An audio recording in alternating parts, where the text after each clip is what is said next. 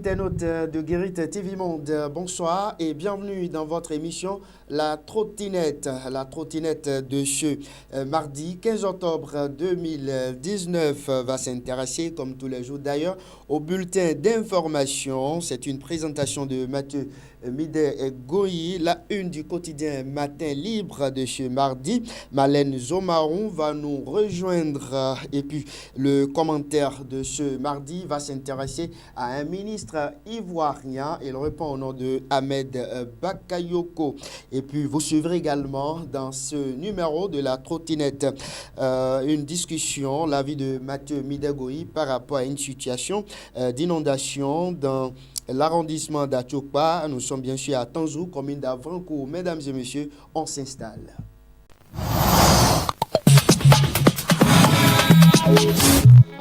Vous êtes fonctionnaire du public comme du privé. Vous êtes entrepreneur, homme ou femme d'affaires, n'ayant pas assez de temps pour vos courses. Voici une solution innovante pour vous.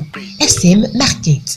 Dynamisme, rapidité, non contraignant. Faites-vous livrer partout, à Cotonou et Calavi au prix de Dantomba en appelant le 67 01 53 11 96 55 90 59.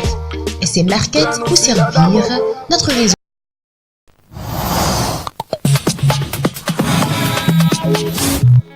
Retour sur ce plateau pour donner la parole à Mathieu Midé-Goyi pour nous servir le bulletin d'information. Mathieu Midé-Goyi, bonsoir. Bonsoir Samdine Badaro. À vous l'antenne.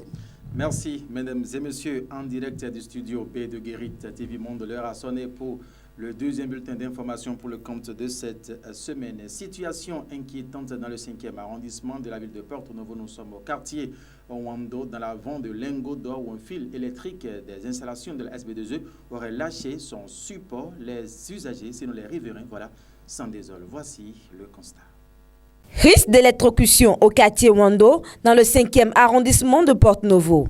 Un câble des installations de la SBEE fait défaut et les riverains s'en désolent.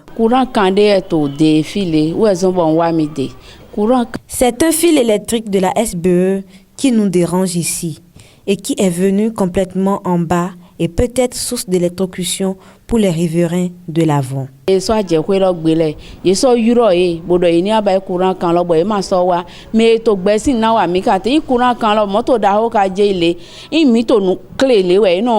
Respecter courant quand lo bomado no chuindo comme inde ka wa izuzame boy wa je yena chundo comme janwe me de wa je dimbo me lo da fo ejito samelo me lo na ku. Inquiets, les riverains exhortent. Du deni jale bo abai courant quand lo na mi. La SBE n'a qu'à nous venir en aide pour régler cette situation de câble qui nous cause des risques d'électrocution. Quand même il y bio nego dosi vont lo me bo se wa nu konpere vont lo me flen we mitene. À bon entendeur, d'un risque à un autre, les risques se suivent véritablement, mais non pas les mêmes noms. Cette fois-ci, c'est l'arrondissement d'Atchokpa, commune d'Avrancourt. Nous atterrissons précisément au quartier Tanzou à Djidjando pour parler d'un risque d'inondation qui guette les riverains de cette localité à chaque saison de pluie. Voici donc le constat.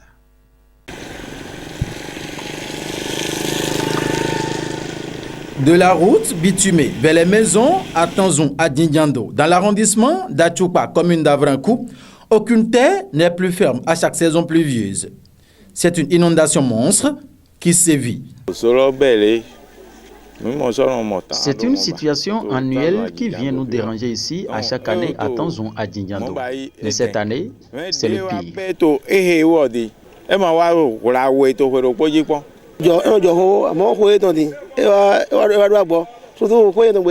Voilà, moi, ma maison est à côté là, mais je ne peux pas rentrer dedans parce que l'eau a envahi tout l'espace. C'est aux environs de 3 heures du matin que la pluie a commencé de façon subite. Je ne me suis même pas rendu compte quand mes enfants commençaient par crier « Papa, papa ». On s'est réveillé, l'eau avait envahi déjà tout l'espace. On était obligé de fuir de la maison.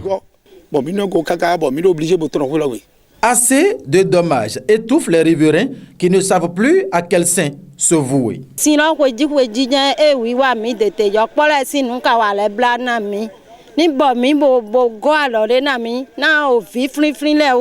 que nous déplorons amèrement, c'est le cas des enfants. Il y a aussi les moustiques qui viennent nous envahir et on ne sait plus comment faire. Nous implorons les autorités à venir à notre secours pour nous sauver de cette situation. Yeni bo mi bo baya lo gara mi. O vi mi ton le vi flin le. O vi flin le e ma nyon hole pepe. Yeni bo mi to sin lo aussi. Le pire à craindre dans cette localité, à Tanzon, dans l'arrondissement d'Atchoupa, c'est l'espace réservé aux installations de la communauté électrique du Bénin. Car, selon les riverains, la deuxième partie de cette localité n'est pas pour le moment recasée. Que deviendrait alors Tanzon dès que cette opération sera effective? Au lieu d'attendre le pire avant de vouloir jouer au sapeur-pompier, les autorités compétentes sont interpellées afin que le réceptacle d'eau érigé à cet endroit soit réaménagé au grand bonheur des populations. Et voilà, mesdames et messieurs, l'essentiel à retenir pour ce bulletin d'information pour le compte de ce mardi. Nous allons retourner donc le plateau à Shamsdine Badarou pour la suite de cette émission. Merci à vous, Mathieu Midegoy. Nous allons vous retrouver dans un instant pour la suite de cette émission. On va retrouver Malène Zomaron, comme d'habitude, pour la présentation, pourquoi pas, ce qui fait la une du quotidien Matin Libre de ce mardi. Mais on la retrouve juste après ceci.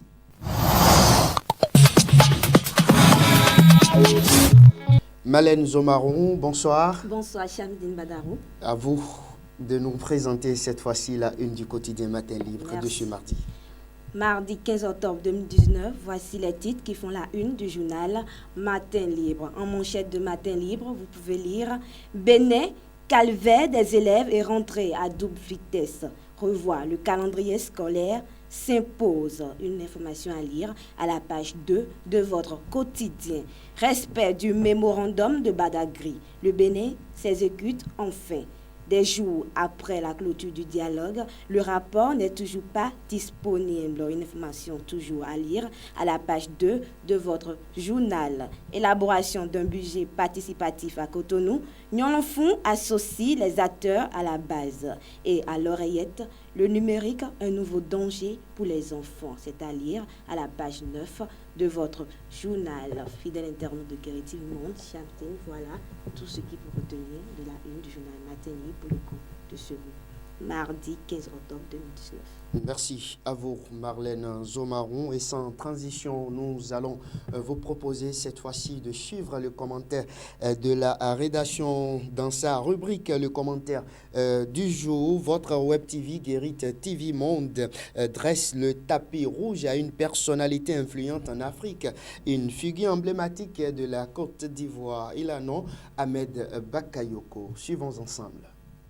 C'est un nom fort qui résonne dans les tympans. Personnalité publique, il est très populaire et l'histoire de la Côte d'Ivoire dans maintes domaines ne pourra se crier sans lui.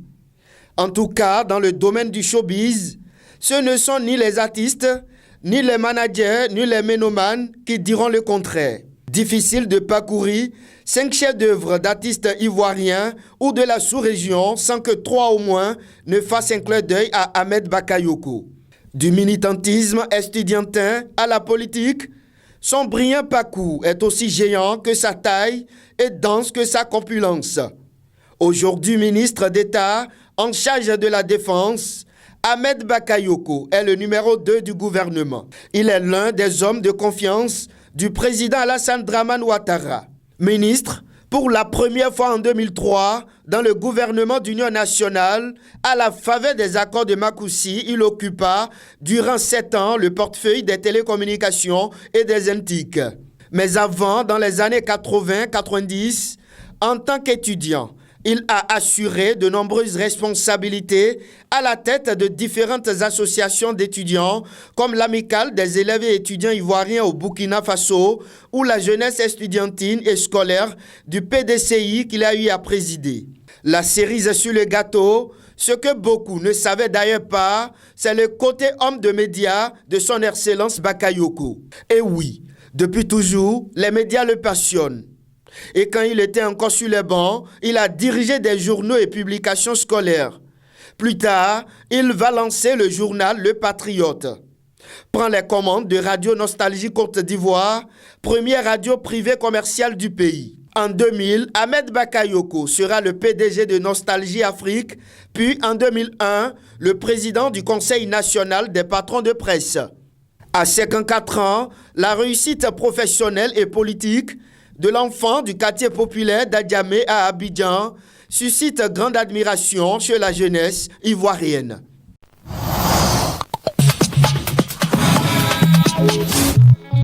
Instant forum de discussion à présent. Avant de retrouver Mathieu Midengoï, nous allons faire à nouveau un tour au service commercial.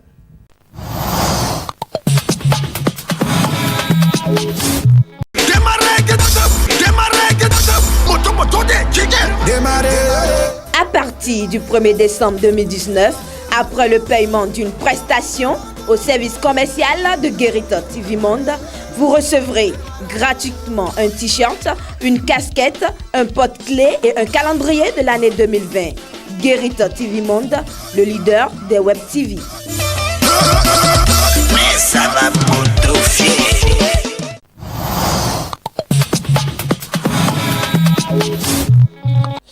Mathieu Midengoï, situation confuse ou inquiétante dans la commune d'Avrancou, arrondissement d'Achoupa, au quartier Tanzou. Que se passe-t-il concrètement? Voilà, merci à vous, Chamzine Badarou. De l'autre côté de Tanzou, précisément quartier Atindiando, c'est une inondation qui dérange considérablement les populations de cette localité.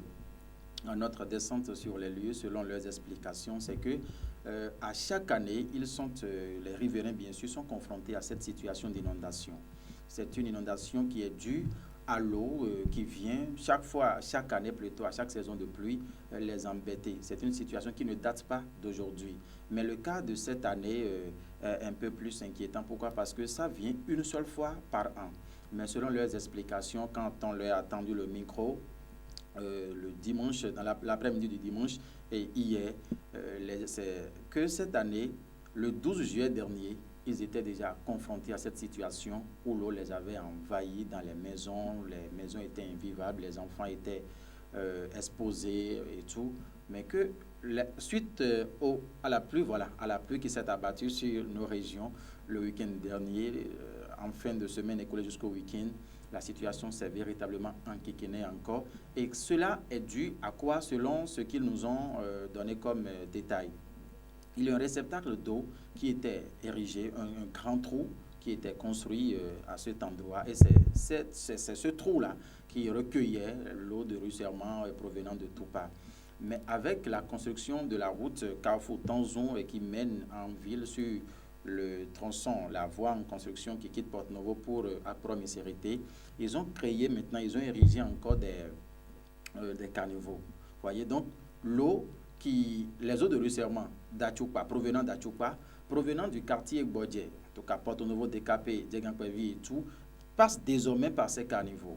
L'eau de ruissellement qui quitte Accra-Missirité, qui quitte Danto, passe également de l'autre côté de ces caniveaux-là. Et c'est ce réceptacle d'eau qui reçoit. Maintenant, vu la quantité débordante maintenant, le réceptacle d'eau n'arrive plus à contenir toute la quantité. Donc c'est ça qui a fait que cette année, quand il pleut une fois, l'eau les envahit, mais quelques jours après, sinon quelques instants après, ça disparaît. Le reste maintenant prend place dans ce réceptacle, mais cette année, tel n'a pas été le cas puisque la quantité est devenue de trop, et ce qui a fait que ils ne pouvaient même plus rester. Chamzine Badarou, si vous voyez les conditions dans lesquelles on les a retrouvés avec les enfants dans l'eau, ne pouvaient pas rester. Or, aucune précaution n'a été prise préalablement. Que disent les autorités? Voilà. Ils ont, selon leurs explications, les autorités seraient venues entre-temps voir la situation après la construction de cette voie. Et ce qu'il a à faire dans cette localité, c'est de revoir la profondeur de ce réceptacle d'eau de l'autre côté, ce qui n'est pas encore fait. Donc, à travers peut-être ce forum de discussion, nous allons une fois encore solliciter l'indulgence des autorités, que ce soit de la commune d'Avrancou et région, de bien vouloir réagir pour voir un peu ce qu'il faut faire. Parce que ce qu'ils demandent aujourd'hui, les riverains, c'est de revoir la profondeur de ce réceptacle d'eau qui est créé à Tanzon, à Dindiando, aux encablures de la maison de la communauté électrique du Bénin. Vous savez, il y a une grande clôture de l'autre côté, donc l'endroit n'est du tout pas loin de là. Donc les citoyens qui sont de l'autre côté vivent vraiment le calvaire. Les images en témoignent, comme vous l'avez vu aussi dans l'élément tout à l'heure, samedi Mbadao. D'accord, merci à vous Mathieu Midegoyi pour toutes ces explications. On espère vivement que ces autorités à divers niveaux vont trouver une solution dans un bref délai pour soulager les citoyens. Vous voulez compléter? Oui, justement, avant de vous laisser le plateau, je vais aussi demander au directeur départemental de la Société Énergie électrique, la Société béninoise d'énergie électrique, de bien vouloir faire une incursion vraiment à Wando, puisque au cours du bulletin d'information, nous avons aussi fait passer un élément qui parlait d'un fil électrique et qui a lâché son support de l'autre côté. C'est une situation aussi inquiétante qui nécessite l'intervention rapide des autorités de l'énergie électrique pour rapidement rectifier le tir afin de sauver les situations de ce risque d'électrocution auxquelles ils sont confrontés. C'est important comme complément d'information. Mesdames et messieurs, ce sera donc tout pour ce numéro de votre émission La Trottinette sur Guérit TV Monde. Une fois encore, merci à vous et on se retrouve demain mercredi pour un autre numéro. Bonsoir à vous et à très bientôt.